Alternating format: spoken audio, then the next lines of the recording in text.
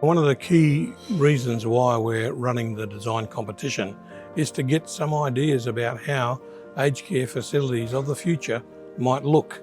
There's a big shift away from institutional to more domestic, more humane models of care, ways of living. Really should be a good home, a strong sense of home. So it was looking to ways to expand how we think about it. A lot of design, I'm not just referring to aged care, is really modern, and it doesn't relate to people who, shall we say, weren't born this century. And another aspect of any of the design is incorporation of green space and the natural environment. Good design is something that benefits everybody, and I often think about good design, especially where people live and spend a lot of time, is that it helps and supports them in their purpose and sense of meaning every day.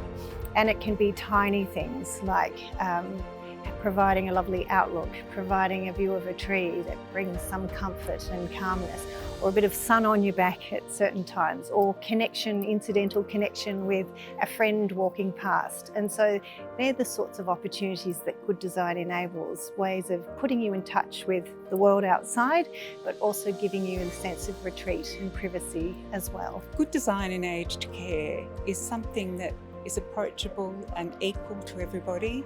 It's important to have care at all different levels and stages of dementia. And so that's something too, that you have to think of people in late stage dementia who will have totally different needs to those who have just developed dementia but can't care for themselves in their own homes. The reason for guidelines is to really raise the bar, if you like, for all future projects. It's not always that we get the opportunity to talk with the recipients of services, people who have the lived experience, but it's so critically important that we do it. To actually look at when you're doing a design or when you're developing a policy, to know that you're doing it from a perspective as if you're putting people in you're in other people's shoes, you're empathising with people. Empathy is so important in these exercises, and I think it's been a highlight to be able to hear what people with lived experience, particularly people who have experienced dementia, have been able to talk to the jury about. I think what's been really interesting is we've seen a range of propositions for urban situations, but also for rural ones. They've been able to imagine a future that's appropriate in both a regional setting or a city setting. I think that's really interesting, and we need that array of choices for our populations.